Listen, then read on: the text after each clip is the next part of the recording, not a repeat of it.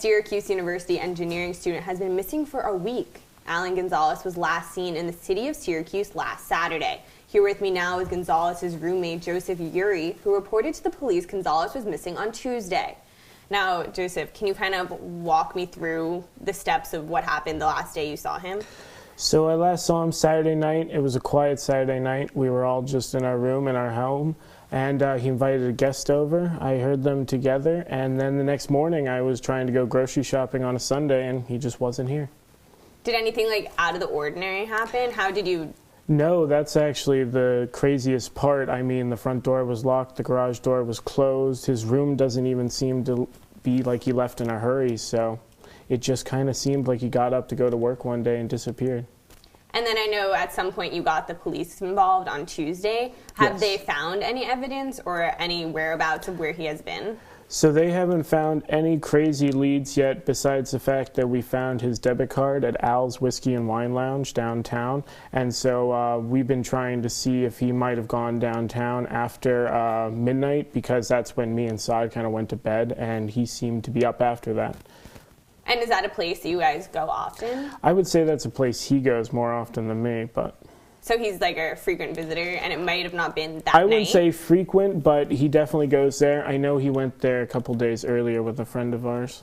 And then after that Sunday when you kind of noticed, what were your next steps on Monday and then Tuesday? Well, you know, it was MLK weekend, and it was just finished syllabus week for the students, so I was kind of giving him the benefit of the doubt that he would maybe be doing something that weekend. So then once Tuesday, classes, and he had to get back to work and everything, and everyone told us he wasn't there, it made us kind of nervous, and that's when we had to report it to local authorities. Is that why you waited till Tuesday? Yeah, we just wanted, and you know, I think the general guidelines for a missing person is wait 72 hours. I mean, Allan is a 22-year-old adult male, so it's like he has free will. You don't have him on a leash.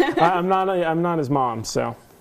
And then are you happy with how the police have been handling the situation? Yes, very happy. I mean, almost immediately I was bombarded with phone calls by multiple detectives. They're getting every single detail from every user reporting the story.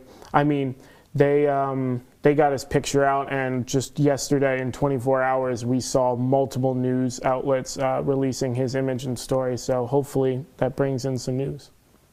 And then how long have you known Allan, kind of? I've known Allan through college. I mean, we were comp sci majors together. He's going for his 5th year, but I graduated. But I mean, we had classes together. We've been living together for 2-3 years. This is our 2nd lease we signed together. So, I mean, this is a guy that I've lived with for a while, and he would never disappear like this. So this is completely out of the ordinary for him? What kind of guy is he, you know? I mean, Allan's more of a positive homebody. He's just a guy who likes to come home. He's always singing, playing guitar, just being a friend, you know? And when he goes to class, he's always trying to help people. I mean, he works at the Makerspace. He's constantly trying to help people get their work done and stuff like that. He's a nice guy, and he's definitely lost and afraid.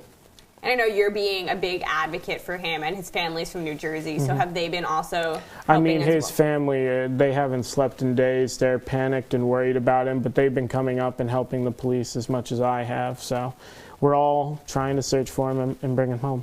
And then did he, I know his room looked normal, but did he leave any notes or anything? No, nothing. I mean, nothing was left. Nothing out of the ordinary, no weird behavior. He simply just got up and left that night.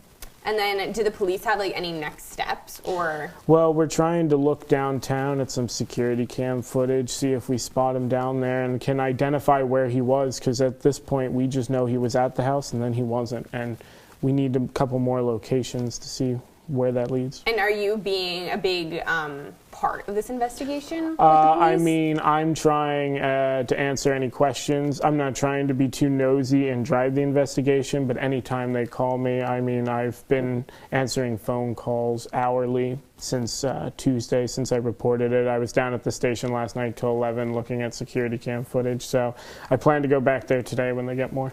So this has been an active thing? Oh, yeah, I mean, I'm trying to bring him home. For sure. And then are you kind of scared about this whole situation? I'm trying to keep a positive outlook. That's the only thing that'll bring him home, is stay positive. Try not to think about anything negative. I mean, I know he's going to come back. And then is there anything else you want people to know about Allan? I want you to know if you see him, to just reach out and make sure he's safe. I could understand if he did this on his own will, but just tell us he's safe. Tell him to reach out to us. We just want to know he's all right. Yeah. Thank you so much, Joseph. No problem. And then if you have any more information on his whereabouts, contact the Syracuse Police Department immediately.